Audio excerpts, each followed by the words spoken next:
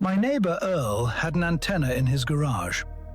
Every Saturday morning, I could see it from my bedroom window, just a wire, going straight up into the sky. I never knew what it was for, until the day he invited me inside. I was 11 years old. Earl sat me down in front of this machine, dials everywhere, lights blinking, and he put the headphones on my ears. And I heard a voice, a man, talking clearly, calmly. Earl wrote on a piece of paper and slid it across to me. Tokyo, Japan. I pulled the headphones off and looked at him. He just smiled. No wires, he said. No phone lines, nothing connecting us but air. I went home that afternoon and I couldn't sleep. I still think about Earl's garage sometimes, and what he showed me that day, what that machine could really do. Most people alive today have never been told. In the 1950s and 1960s, there were over 300,000 licensed ham radio operators in the United States. 300,000. Regular Americans, teachers, farmers, veterans, mechanics, housewives, who had built or bought shortwave radio transceivers and were talking to each other. Across town, across the country, across the ocean. Ham radio operators, also called amateur radio operators, could communicate over distances that made the telephone look primitive. With the right equipment and the right conditions, a signal could bounce off the ionosphere and reach the other side of the world. For free. With no company involved, no monthly bill, no infrastructure that could be switched off. It was person to person, voice to voice, signal to signal. And it had been that way since the very beginning of radio itself. Amateur radio didn't start in the 1950s. It started at the very birth of radio in the early 1900s, when young experimenters across America began building their own transmitters and receivers from scratch. They called themselves radio amateurs, and they were so good at it, so innovative, that professional engineers were quietly embarrassed. Some of the most important discoveries in early radio history were made not by corporation-funded laboratories, but by teenagers in their bedrooms. By 1912, the government had a problem. The airwaves were crowded. Commercial interests wanted control. The Navy wanted exclusive military frequencies. And the growing number of amateur operators who answered to nobody were seen as a disruption. So Congress passed the Radio Act of 1912. It pushed amateur operators off the most desirable frequencies. It gave them what officials privately called the useless shortwaves. Frequencies so high that professionals assumed they were worthless for long-distance communication. The amateurs took those frequencies, and within 10 years, they had proven that shortwave could reach farther than any other frequency range. They had been handed the scraps, and they had turned the scraps into something the world had never seen. The experts never fully forgave them for it. Quick riddle: I speak to strangers across oceans. I need no company, no cable, no tower. Governments have tried to restrict me. Disasters have tried to silence me. I have never stopped transmitting. What am I? Stay with me. Let me tell you what ham radio operators actually did when it mattered. In 1961, Hurricane Carla struck the Texas coast. Phone lines were down. Commercial radio stations were knocked off air. Government communication networks were overwhelmed, and ham radio operators across the region set up emergency stations. They coordinated rescue operations. They relayed medical information. They told families where their loved ones were. When every official system failed, the amateurs were already transmitting.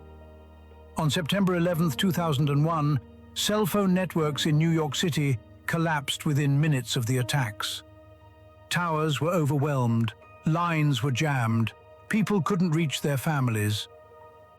Ham radio operators mobilized within the hour. They set up communication links for emergency responders. They relayed messages for families separated in the chaos. They did what the billion-dollar cell infrastructure could not. Hurricane Katrina, 2005. The communications failure was total. Police couldn't reach police. Hospitals couldn't reach hospitals.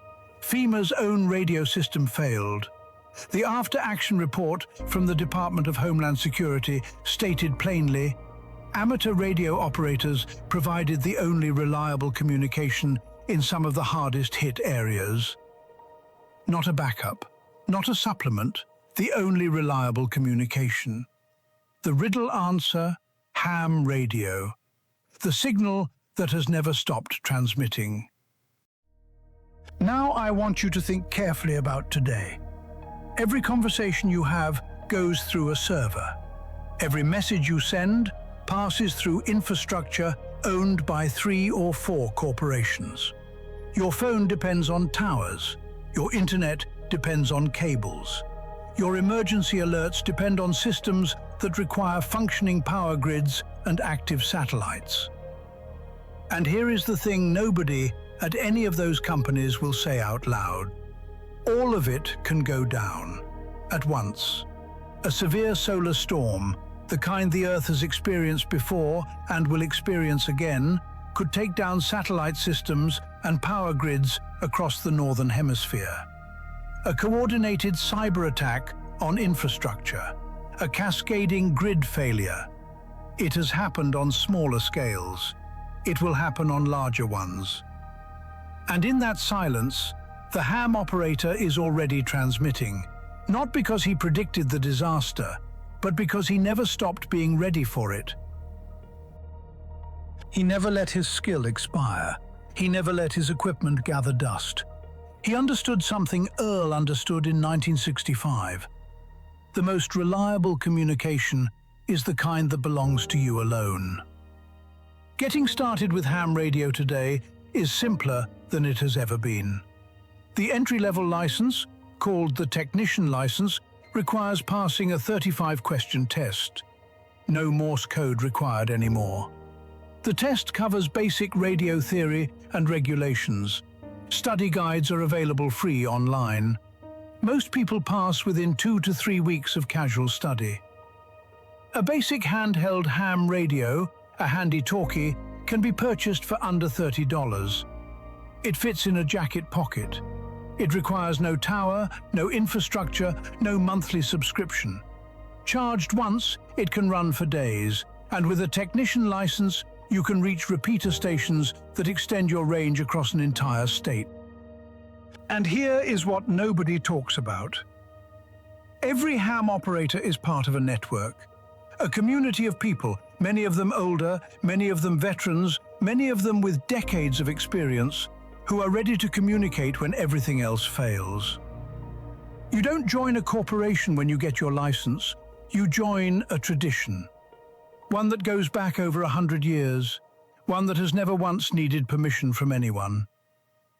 Earl passed away in 1987. His antenna came down the year after. I drove past that house not long ago, nothing left of it, new family, new garage, no antenna. But I still remember sitting in that chair, headphones on, hearing a voice from the other side of the world. No wires, no towers, no company between us, just air, just signal, just 2 people separated by an ocean, talking to each other like neighbors. If you want to start, I'll leave a link in the description below for the radio I recommend. The one that still works when everything else goes dark. Earl would have approved. Keep transmitting.